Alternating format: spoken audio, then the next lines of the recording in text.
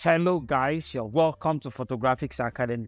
Alright, so today we'll have something very interesting for you. I'm going to give you step-by-step guide. We'll be doing it live here on YouTube. Step-by-step guide on how I was able to transform this image from this to this. Amazing. Alright, so one beautiful thing about this video is that every single thing we are going to be using in this video, like you can see on your screen right now, we are giving it out to you for free. So this one is for your landscape image. If you shot it in 10:8 or any size you shot, provided it's in landscape mode, this is it for you. Then this one is for the portrait modes, which is what we are going to be using in our image right here on YouTube. So these are the props we'll be bringing into the picture to just make it a little bit more outstanding and probably have a better composition. So let's get started quickly. Before I forgot, this image was clearly retouched with done for you retouch action, like you've had me say over time right now. So I decided to save you all that process and just kickstart from here. So if you want access to done for you retouch action rather, just go to the description of the video and you will find it there.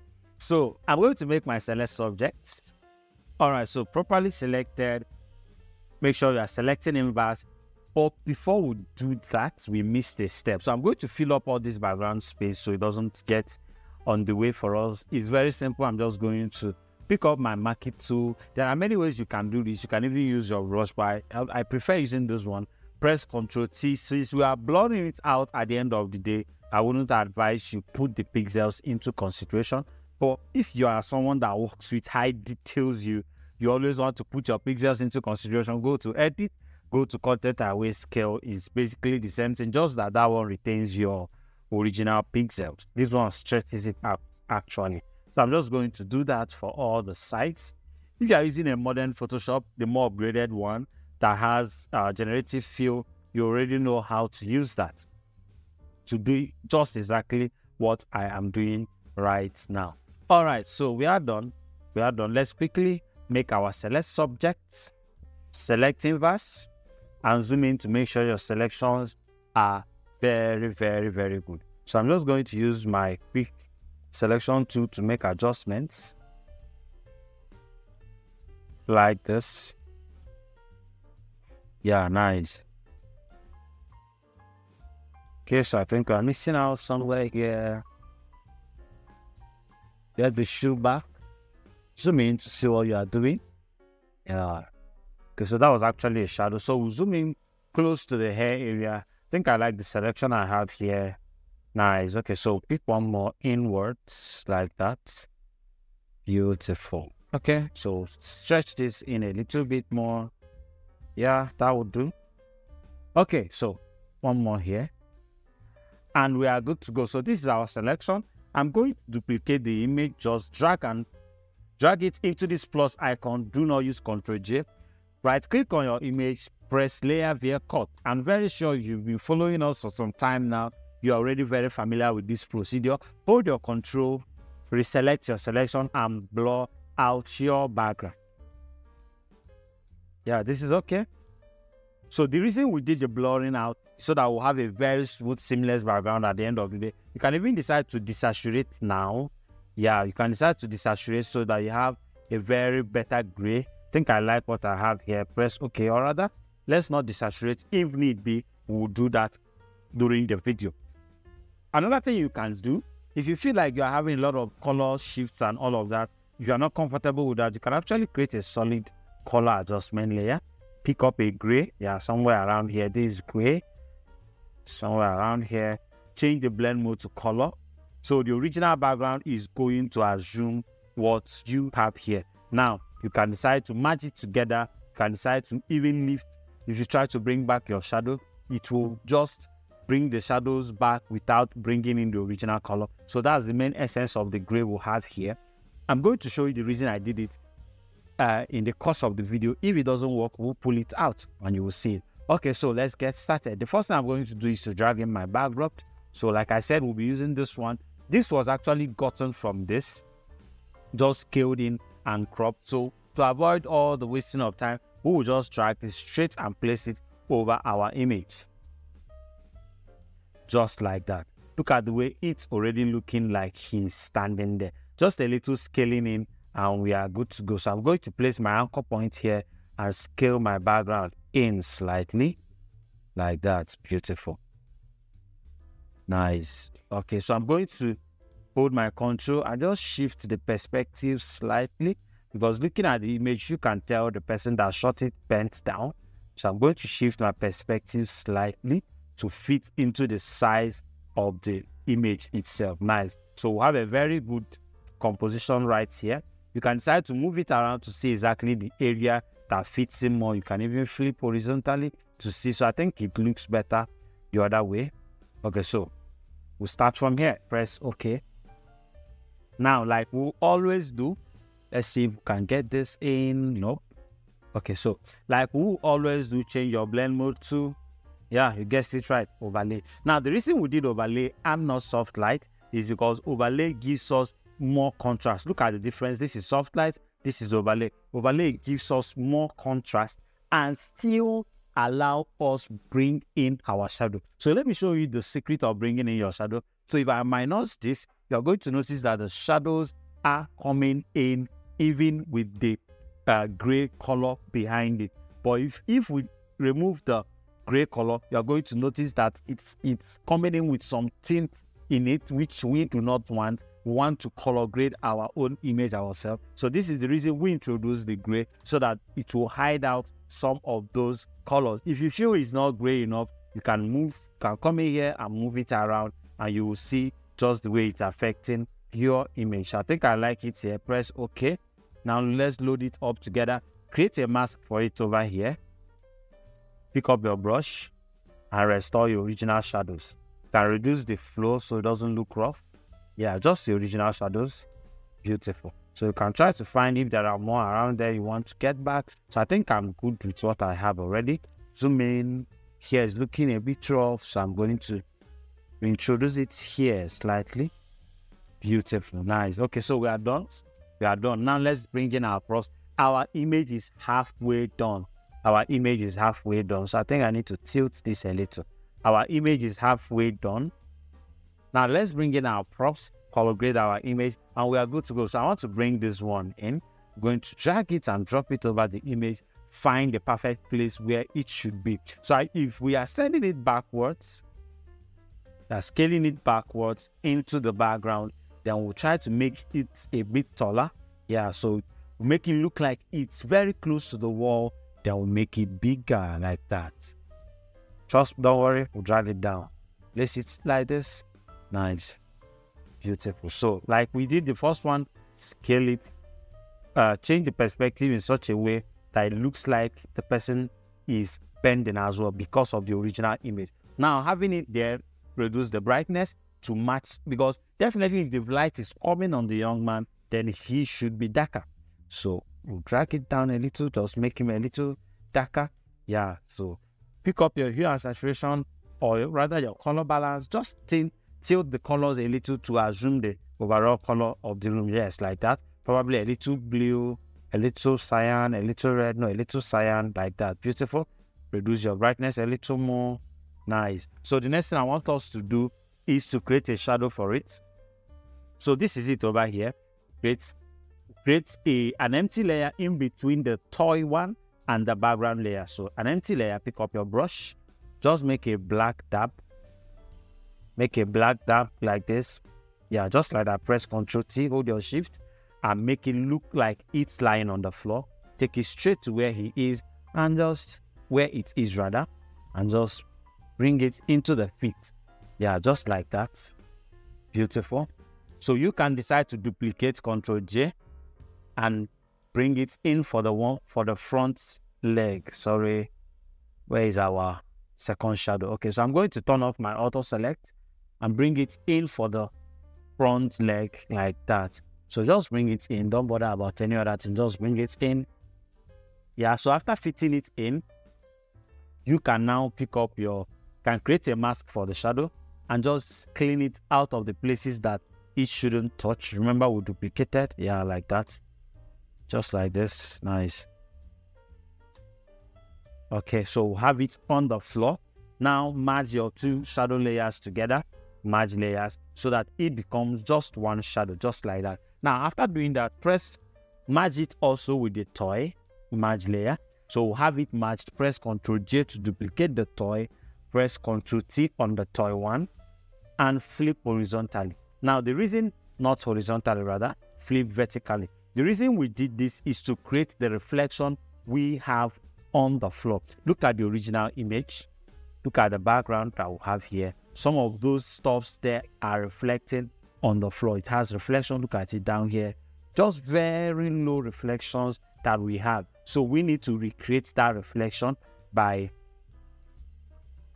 duplicating our own images just to assume those reflections. So we'll have it like this, press Ctrl, enter it, and reduce the opacity just slightly. Yeah, just like that. Just to fade it out a little. Just to fade it out a little. Then we use our mask, because it shouldn't be the same thing that, from here. The opacity should not be the same thing from here to here. You can actually use your tilt blur to make those adjustments, but let's just use our mask. Just paint it out. Yeah, just slightly. Then we are good. We are good. So the same procedure we just did now, we'll repeat it for the toy 2. So this is our toy 2 over here. Bring it in, place it over here. So let's decide where exactly we want our toy to be. So we probably might want it to be just with the young man standing here. So let's try making it bigger. Let's try scaling it in. Yeah, beautiful. Yeah, just want it that size. Let's try to make it a little bit bigger. So remember, we are matching with the back feet. I'm matching with the back feet. Yeah, like that. Beautiful. Beautiful. Press OK. So we have our toy 2. We have our toy 2. Can try moving around to see if there's any other place we might want to place it. Probably here. Then we'll scale it in. Somewhere here. Okay, so definitely that was not properly scaled. So try to scale it in from here. Scale it in to match into that area. Then we'll make it bigger. So it looks like we pushed it to the back. Yeah, something like that. Then we'll make it bigger.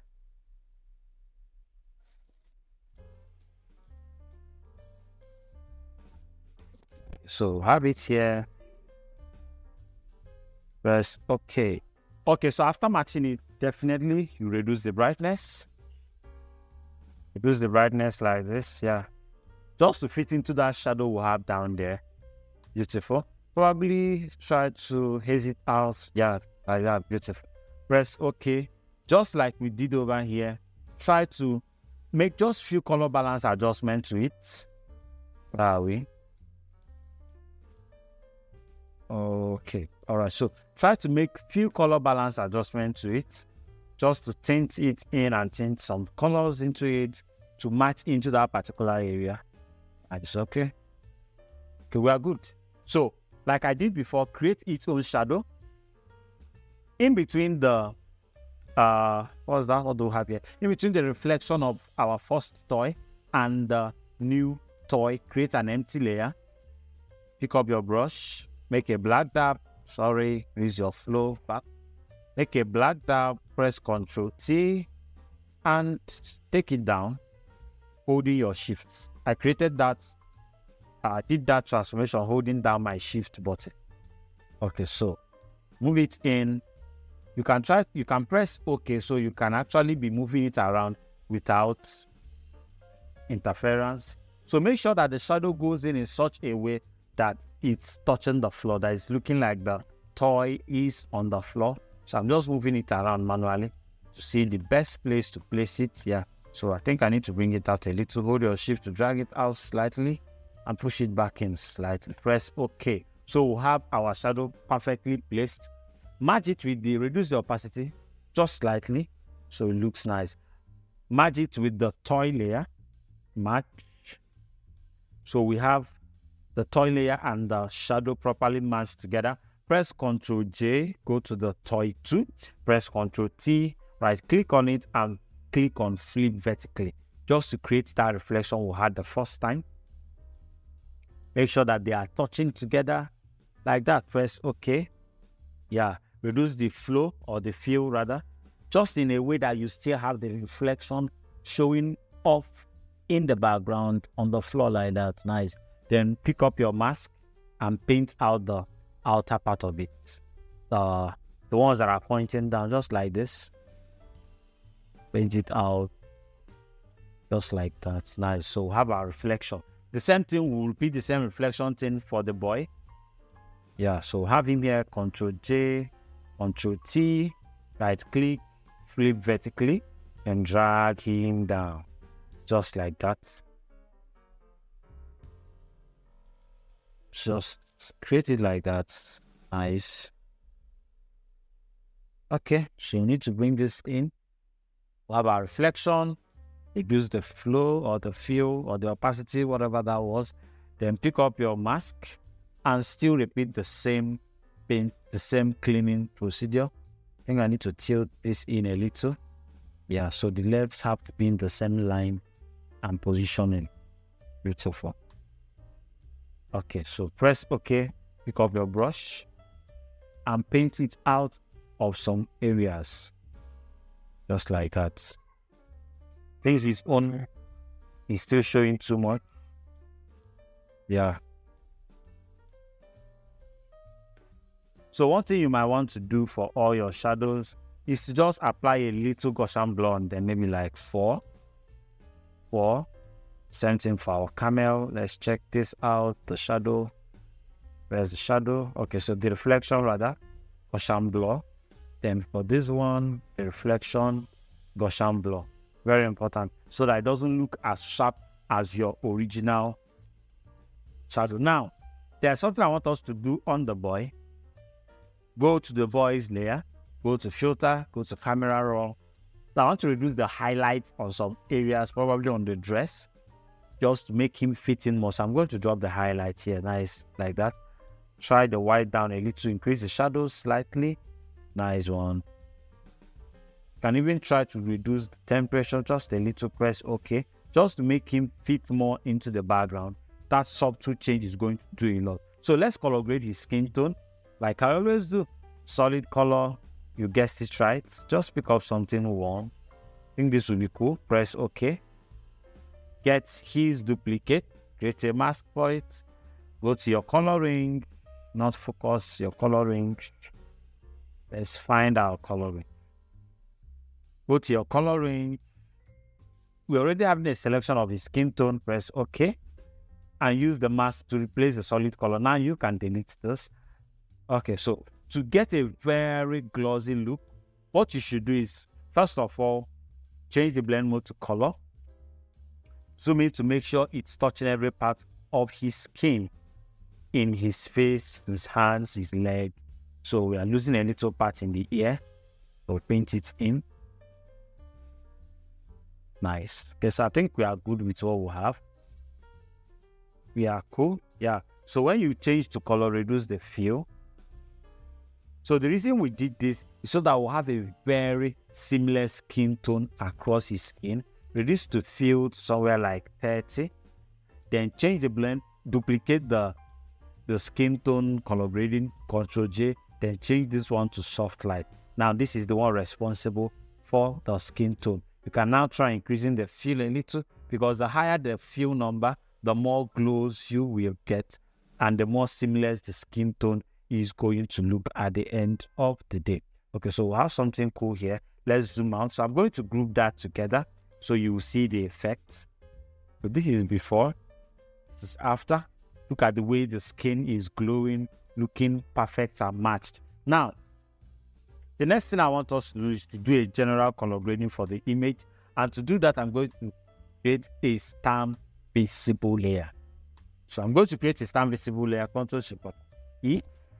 Have a stamp visible layer, go to your filter, or let's try and see what we can do manually first with our color lookup table. Yeah, this is nice. Okay, so I think I like the saturation, but too much. So I'm just going to move things around. Yeah, Okay, so I'm going to come back to this. Let me go to my camera raw first. Let me establish a base color. So go to filter, camera raw. The first thing I'm going to do is to create my vignette effect, just to drag my attention towards the boy. Try to brighten up the image a little. Reduce the highlights. Reduce the temperature. Go to my calibration, add a little saturation. Go to my color mixer, target some specific colors. Probably pick up my color targets here and just increase the yellows like that. See the way it's moving? Increase the yellows. Try to find your pink, yeah. Try increasing your pink. Increase the blues, beautiful. For the floor, what do we have there? Okay, so it's still around the blues. Try to increase it a little. Now zoom in on the skin to make sure we didn't make any tint shift on the skin. So I like the pink lips that the pink is bringing into the shot. Just that it's too saturated, especially for his lips area. So I'm just going to drop the magenta color saturation just slightly. Nice, we are good. So you can decide to even increase your vibrance. You can decide to increase your vibrance. Let's see.